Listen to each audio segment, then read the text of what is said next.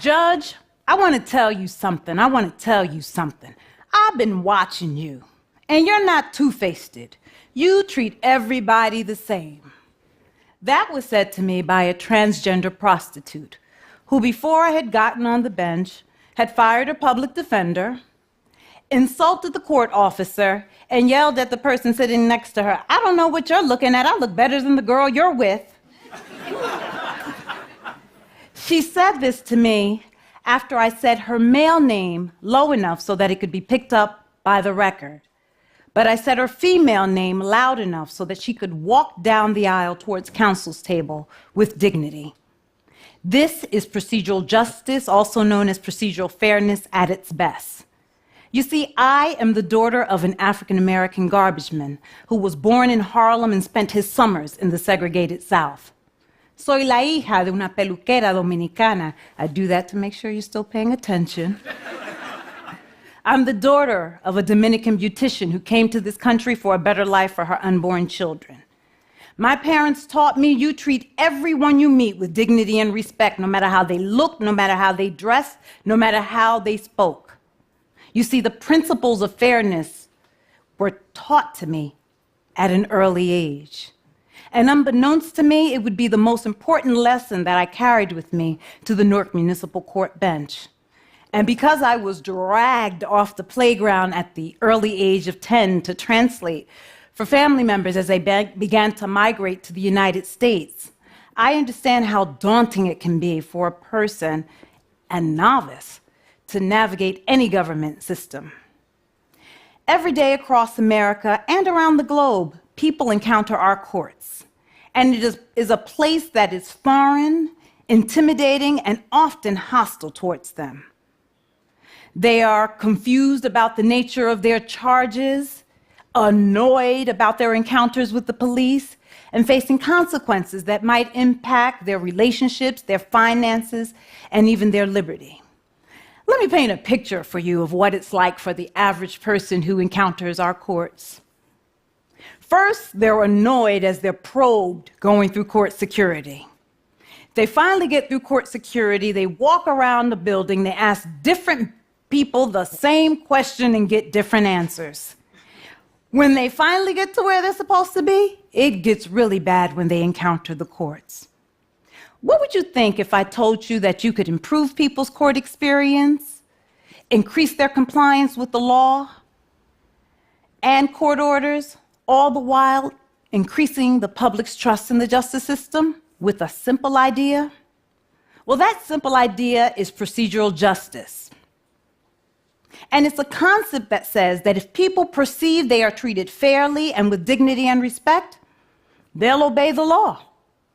Well, that's what Yale professor Tom Tyler found when he began to study, as far back as in the 70s, why people obey the law. He found that if people see the justice system as a legitimate authority to impose rules and regulations, they would follow them. His research concluded that people would be satisfied with the judge's rulings even when the judge ruled against them, if they perceived that they were treated fairly and with dignity and respect. And that perception of fairness begins with what? Begins with how judges speak to court participants. Now, being a judge is sometimes like having a reserved seat to a tragic reality show that has no commercial interruptions and no season finale. It's true. People come before me handcuffed, drug sick, depressed, hungry, mentally ill. When I saw that their need for help was greater than my fear of appearing vulnerable on the bench, I realized that not only did I need to do something, but that in fact I could do something. The good news is that the principles of procedural justice are easy and can be implemented as quickly as tomorrow. The even better news is that it can be done for free. The first principle is voice. Give people an opportunity to speak, even when you're not going to let them speak. Explain it. Sir, I'm not letting you speak right now. You don't have an attorney. I don't want you to say anything that's going to hurt your case. For me, assigning essays to defendants has been a tremendous way of giving them voice. I recently gave an 18-year-old college student an essay. He lamented his underage drinking charge. As he stood before me reading his essay, his voice cracking and his hands trembling, he said that he worried that he had become an alcoholic like his mom, who had died a couple of months prior due to alcohol-related liver disease. You see, assigning a letter to my father, a letter to my son, if I knew then what I know now, if I believed one positive thing about myself, how would my life be different? Gives the person an opportunity to be introspective, go on the inside, which is where all the answers are anyway. But it also gives them an opportunity to share something with the court that goes beyond their criminal record and their charges. The next principle is neutrality. When increasing public trust in the justice system, neutrality is paramount. The judge cannot be perceived to be favoring one side over the other. The judge has to make a conscious decision not to say things like, my officer, my prosecutor, my defense attorney. And this is challenging when we work in environments where you have people assigned to your courts, the same people coming in and out of your courts as well. When I think of neutrality, I'm reminded of when I was a new Rutgers law grad and freshly minted attorney, and I entered an arbitration, and I was greeted by two gray-haired men who were joking about the last game of golf they played together and planning future social outings. I knew my client couldn't get a fair shot in that forum. The next principle is understand. It is critical that court participants understand the process, the consequences of the process, and what's expected of them. I like to say that legalese is the language we use to confuse. I am keenly aware that the people who appear before me, many of them have very little education, and English is often their second language. So I speak plain English in court. A great example of this was when I was a young judge. Younger judge. When I was a younger judge, a senior judge comes to me, gives me a script, and says, if you think somebody has mental health issues, ask them these questions, and then you can get your evaluation. So the first time I saw someone who had what I thought was a mental health issue, I went from a script, and I started to ask questions. Sir, do you take psychotropic medication? Nope. Sir, have you treated with a psychiatrist before? Nope. But it was obvious that the person was suffering from mental illness. One day in my frustration, I decided to scrap the script and ask one question. Ma'am, do you take medication to clear your mind? Yeah, Judge, I take Halidol for my schizophrenia, Xanax for my anxiety. The question works even when it doesn't. Mr. L, do you take medication to clear your mind?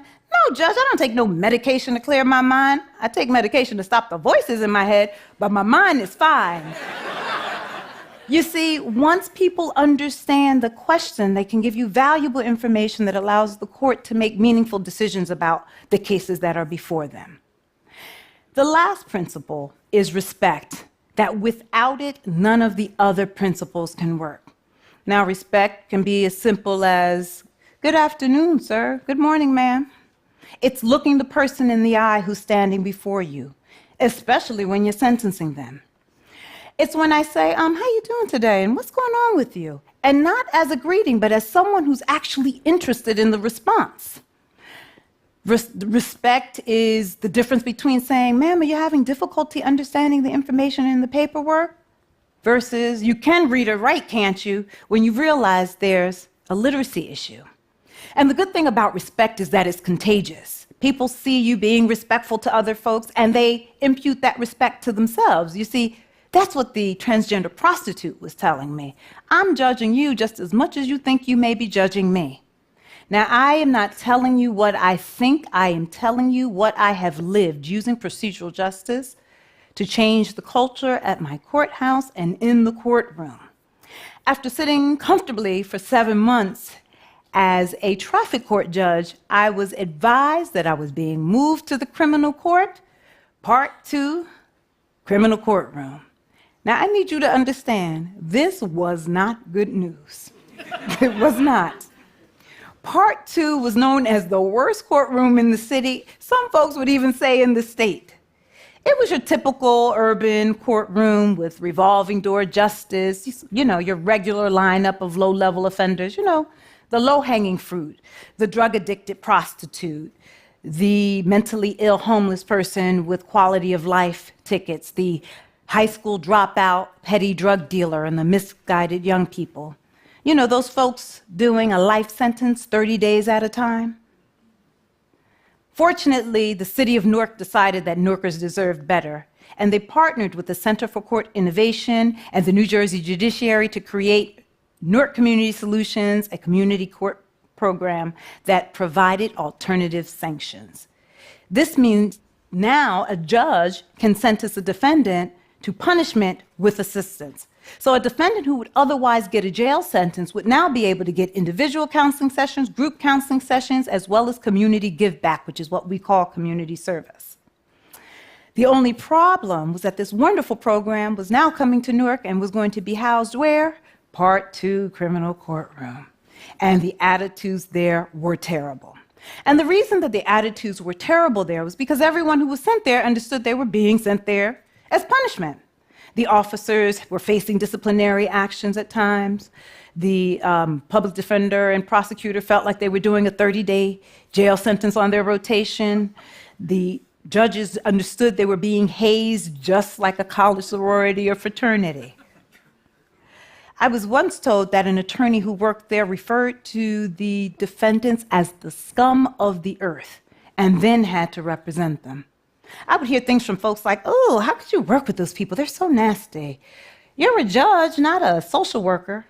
But the reality is that as a society, we criminalize social ills, then send people to a judge and say, "Do something." I decided that I was going to lead by example.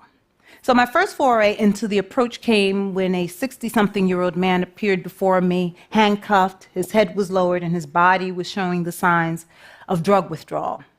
I asked him how long he had been addicted, and he said, 30 years. And I asked him, "Do you have any kids?" And he said, "Yeah, I have a 32-year-old son." And I said, "Oh, so you've never had the opportunity to be a father to your son because of your addiction?" He began to cry. I said, "You know what, I'm going to let you go home, and you'll come back in 2 weeks, and when you come back, we'll give you some assistance for your addiction." Surprisingly, 2 weeks passed, and he was sitting in the courtroom. When he came up, he said, "Judge, I came back to court because you showed me more love than I had for myself." And I thought, my God, he heard love from the bench? I could do this all day. Because the reality is that when the court behaves differently, then naturally people respond differently. The court becomes a place you can go to for assistance, like the 60-something-year-old schizophrenic homeless woman who was in distress and fighting with the voices in her head and barges into court and screams, "Judge, I just came by to see how you were doing." I had been monitoring her case for a couple of months, her compliance with her medication, and had just closed out her case a couple of weeks ago. On this day, she needed help, and she came to court. And after 4 hours of coaxing by the judge, the police officers, and the staff, she is convinced to get into the ambulance that will take her to the crisis unit so that she can get her medication. People become connected to their community when the court changes. Like the 50-something-year-old man who told me community service was terrible, Judge. I had to clean the park and it was full of empty heroin envelopes and the kids had to play there. As he wrung his hands, he confessed, "Judge, I realized that it was my fault because I used that same park to get high. And before you sent me there to do community service, I had never gone to the park when I wasn't high, so I never noticed the children playing there." Every addict in the courtroom lowered their head. Who better to teach that lesson? It helps the court reset its relationship with the community, like with the 20-something-year-old guy who gets a job interview through the court program. He gets a job interview at an office cleaning company, and he comes back to court to proudly say, "Judge, I even worked in my suit after the interview because I wanted the guy to see how bad I wanted the job." It's what happens when a person in authority treats you with dignity and respect, like the 40-something-year-old guy who struts down the aisle and says, "Judge, do you notice anything different?" And when I look up, he's pointing at his new teeth that he was able to get after getting a referral from the program, but he was able to get them to replace the old teeth that he lost as a result of years of heroin addiction. When he looks in the mirror, now he sees somebody who's worth saving.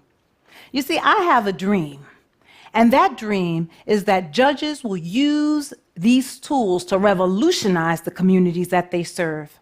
Now, these tools are not miracle cure-alls, but they get us light years closer to where we want to be. And where we want to be is a place that people enter our halls of justice and believe they will be treated with dignity and respect, and know that justice will be served there. Imagine that, a simple idea. Thank you.